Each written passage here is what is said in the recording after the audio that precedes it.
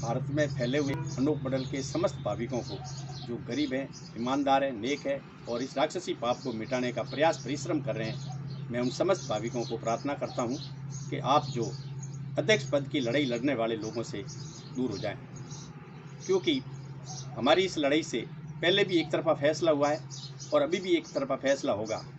हमारी कमजोरी को देखकर ये जैन समाज के लोग 1000 लोगों को लेकर सिरोही आ रहे हैं, क्योंकि उनको मालूम है कि सिरोही में कोई जवाब नहीं देगा। इसलिए मैं जैन समाज के लोगों को चैलेंज करता हूं कि यदि आप ईमानदार हैं, अहिंसावादी हैं, देश के प्रति वफादार हैं, तो आप बालोतरा आ जाओ। बालोतरा में 5000 से लगभग जैन लोग रहते हैं। हम जवाब देंगे आपको। आप जो अनूप मंडल के खिलाफ जो घटिया किस्म की बातें कर रहे हैं, झूठा प्रसार कर रहे हैं, अगर यदि आप ईमानदार हैं आप बालोतरा आ जाओ, हम जवाब देंगे। और मैं विशेष तौर से हिंदू धर्म के अनुयायियों से प्रार्थना करता हूँ, निवेदन करता हूँ कि आप अनूप मंडल के खिलाफ कोई भी बयानबाजी करने से पहले आप हिंदू धर्म के ग्रंथों में जैन धर्म के बारे में क्या लिखा है वो थोड़ा पढ़ लें, और जैन धर्म के ग्रंथों में हिंदू धर्म के बारे में क्या लिखा, मुसलमान धर्म के बारे में क्या लिखा वो पढ़ लें। और अगर वो न पढ़ सकें तो ये आज से 12-13 साल पहले जैन समाज के लोग हिंदू धर्म से अलग हुए, अल्पसंख्यक घोषित हुए। ये क्यों हुए? इन्होंने जैन हिंदू धर्म से क्या आपत्ति थी और उन्होंने आपत्ति क्या पेश की है कोर्ट के अंदर, उस कोर्ट की फाइल को पढ़ लें, ताकि आपको मालूम पड़ जाएगा कि जैन धर्म और हिंदू धर्म के क्या विवाद है और अनूप मंडल और जैन धर्म का क्या विवाद है। अनूप मंडल एक सत्य संस्था है।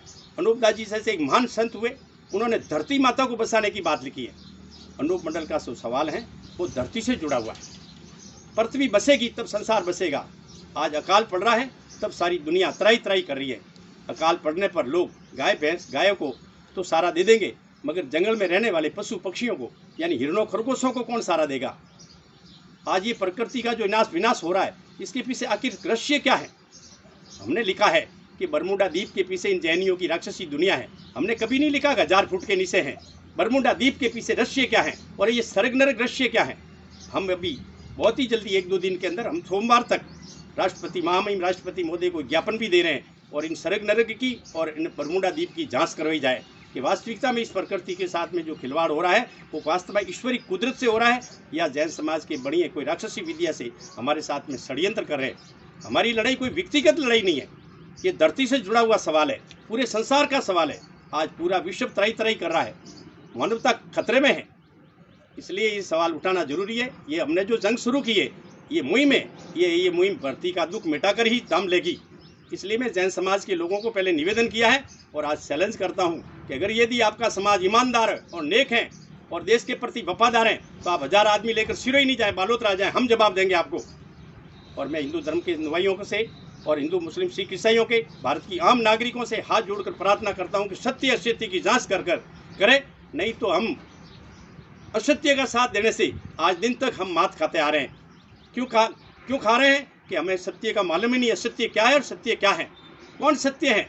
आज अनूप मंडल जो ये बात चिल्ला रहा है, कोई ये अनूप मंडल के लोग पागल नहीं है, हम कोई बेवकूफ़ नहीं है, हम कोई ऐसे ईर्ष्या से नहीं कह रहे हैं या इनकी धन माया देखकर हम इनसे नफरत नहीं कर रहे। धन माया होनी चाहिए, मगर कुदरत के साथ खिलवाड़ करके ये धन माया इकट्ठी कर रहे हैं और गरीबी देश में बढ़ रही है, भूखमरी बढ़ रही है, अत्याचार हो रहा है। आज देश के अंदर व्यभिचार, भ्रष्टाचार, आतंक बढ़ रहा है, अपराध बढ़ रहा है, बलात्कार बढ़ रहा है। इसके पीछे आखिर कारण क्या? आज ये देश के प्रति अहिंसा धर्म का जो नारा लगा रहे हैं, आज अहिंसावादी कह रहे हैं, तो इस देश के अंदर अहिंसा होनी चाहिए।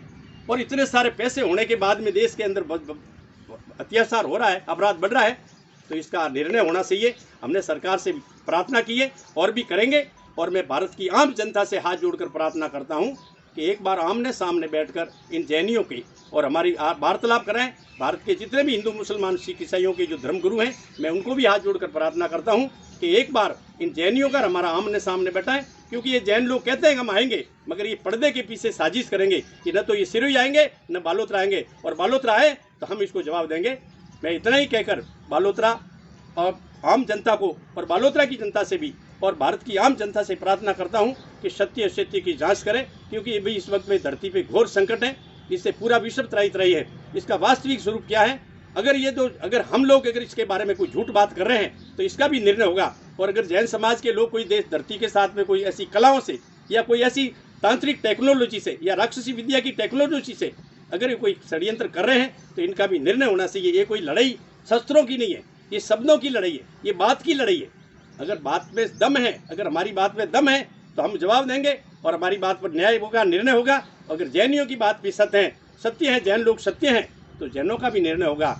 मैं इसमें इतना ही कहकर भारत की आम जनता से और आम नागरिकों से और विशेषकर मैं मेरे अनूप मंडल के भाविकों से और जो गरीब भाविक हैं जो इन बारे में रात और दिन प्रसार में लगे हुए हैं, उन लोगों को कहता हूँ जागरूक हो गए और इसके बारे में सत्य असत्य के साथ में, जिससे इस दुनिया का दुख मिटेगा। मुझे विश्वास है कि अगर धरती पे जब भी संकट आया है तो साधु महात्मा ने कोई मुहिम छेड़ी है। आज से 140 साल पहले और आज से 112 साल पहले जो अंतोमदास जी ने कलमबंद किया है, उस किताब को जो जगतितकारणी के अंदर लिखा है, उसके अंदर जो लिखी हुई बात को अगर दुनिया तक सही ढंग से नहीं पहुंची तो दुनिया को गलत तरीके से ये बढ़िए मूर्ख बना देंगे, गुमराह कर देंगे और हमारे और बीच में जो सत्य असत्य का जो भाव है वो मालूम ही नहीं पड़ेगा। इसलिए ये सत्य की लड़ाई है और ये बात दुनिया तक पहुँचे और आम दुनिया को मालूम पड़े कि सत्य क्या है, असत्य क्या है। इसलिए मैं भारत की आम जनता से और अनूप मंडल के भाविकों से कहता हूँ कि आप इस पद की लड़ाई से दूर हट जाए और इस पाप को मिटाने में सहयोग करें। मुझे आशा है कि धरती का दुख मिटे पर पूरे संसार को शांति होगी, क्योंकि काल पड़ने से काल पड़ जाता है तो इंसान कोई चोरी करके या भीख मांगकर पेट भर लेता है, मगर ये पशु पक्षी कैसे भरेंगे? पशु पक्षियों का पेट कौन भरेगा? जो जंगलों में रहते हैं। शहर में रहने वाले लोगों को तो ये शहर के लोग दे देते हैं, कुत्ते को भी रोटी दे देते हैं। एक बहुत बड़ी बात होगी। इसके बारे में अनूपदास जी महाराज ने और सोनी हर्षण जी महाराज ने जो लिखा है उसमें एक राय पर भी झूठ नहीं है। हम इसका जवाब देंगे और मुझे आशा है कि आप जनता इसका न्याय करेगी, भारत की जनता न्याय करेगी और सत्य का साथ देंगे। इतना ही कहकर मैं निवेदन करता हूँ कि सत्य और असत्य की जांच करें, जिससे इस धरती का दुख मिटे और सभी प्राणी आराम से शांति से इस संसार में भाईचारे से रह सके। जय धरती माता।